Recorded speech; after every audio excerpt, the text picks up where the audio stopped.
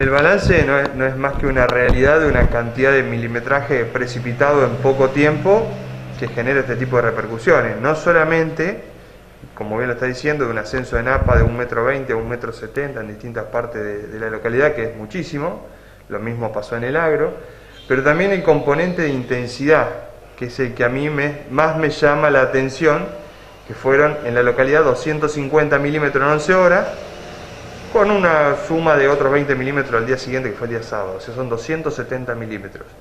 Es una intensidad de lluvia que yo me tomé el trabajo de buscar en la historia de los datos de INTA Marcos Juárez, y la máxima precipitación diaria, o sea, en el periodo de 24 horas que tuvimos, fue el 28 de febrero de 1984, que fueron 147 milímetros.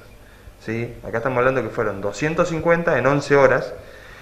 La de febrero del 84 no tengo el dato en cuánto tiempo fue, pero estamos hablando que son 100 milímetros menos y que pudieron haber sido durante todo el día. O sea, estamos ante una intensidad y una magnitud de precipitaciones que podemos aseverar que desde el año 60 que tenemos registro hasta ahora no había ocurrido. Con lo cual es un componente no menor, más allá de que uno vea que hay mucha agua en algunos sectores.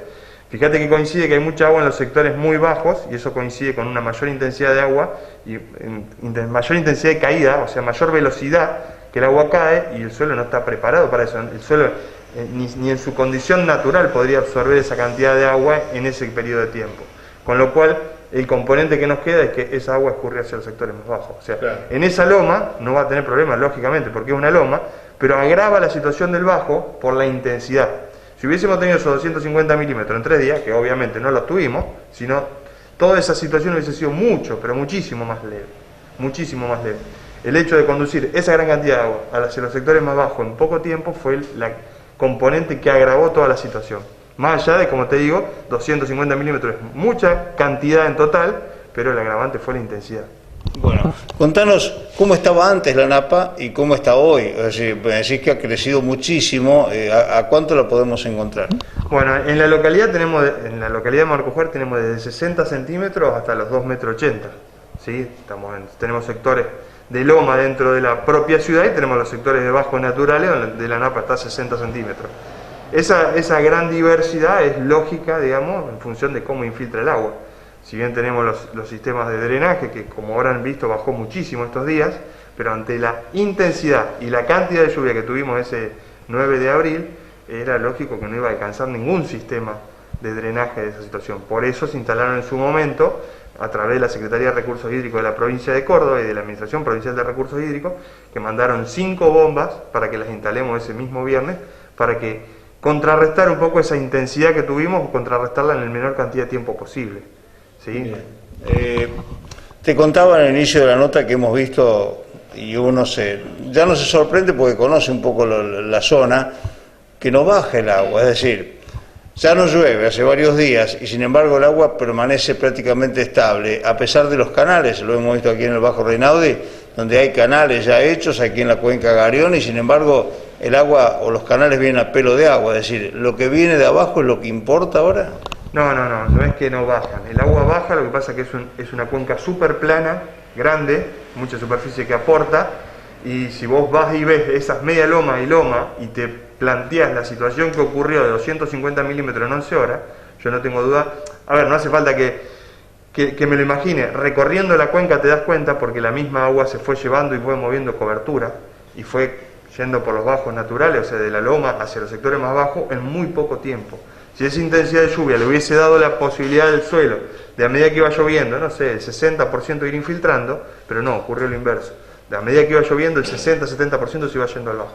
Entonces, esa agravante de agua que llegó allá abajo, ¿sí? Si hubiese sido otra intensidad, esa agua hubiese permanecido. Si hubiese sido una intensidad normal, ¿sí? Quiero decir, esa agua se hubiese infiltrado mucho más en los sectores más altos y sería menos la masa de agua que hubiese llegado hasta abajo. Bueno, reitero, la agravante no solamente fue la cantidad de milímetros, sino la intensidad.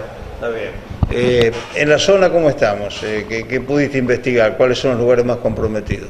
Bueno, tenemos cuencas que por sí son más complicadas, como te decía, por una planicie y porque es donde junta el agua de toda esa cuenca. Esos sectores están más complicados. Lo estuvimos relevando, te digo que lo estamos relevando a diario. Tienen un estudio hecho, el estudio está bien hecho, coincide con lo que da, pero los resultados por ahí que esperábamos no son los que queríamos, no queríamos tener tanto tiempo el agua sobre los lotes. Para eso ya empieza otro foco de ataque, que son cómo hacemos para reducir la velocidad del agua para que no llegue al bajo. Y bueno, ya empiezan todo lo que son sistematizaciones y terraceo, o sea, para que el agua vaya quedando en esos paños de campo, ante un evento como el que tuvimos, los caminos con cunetas, tratar de reducir o poner una serie de reductores de velocidad, por así decirlo, para hacerlo más claro, para que el agua infiltre también en parte de esas cunetas, pero que no corte el camino. Sabemos que la prioridad es la población, el camino y luego viene el área rural, ¿sí? Entonces, manteniendo, digamos, las prioridades que se reglamentan, ir tratando de reducir la cantidad de agua que llega a esos sectores más bajos. O sea, el foco de trabajo ahora no es solamente en sí la propia obra, sino son todas esas cositas aledañas que hacen que esa propia obra funcione mejor. Bueno, la última, ya hablando de sembradíos, después vendrá el sembradío del trigo. La lluvia hace que los perfiles estén muy bien, o al menos lo que vimos parece que va a seguir lloviendo. Exactamente, estamos posiblemente ya para cuando la nota salga hayamos tenido alguna precipitación, alguna tormenta, esperemos que sea lo más leve posible, ya que agravaría la situación de estas cuencas planas que tienen esta salida, que si yo te invito a recorrerla y que la vayas viendo día a día, y vas a ver que las alcantarillas, que son las que regulan la cantidad de agua para que no vayas generando problemas aguas abajo, tienen una presión infernal. Incluso tengo un video para pasarte para que lo veas. Esperemos que no se agrave esa situación, porque si llueve, digamos, esa situación se va a agravar, o por lo menos no va a permitir que se vaya diluyendo esta situación.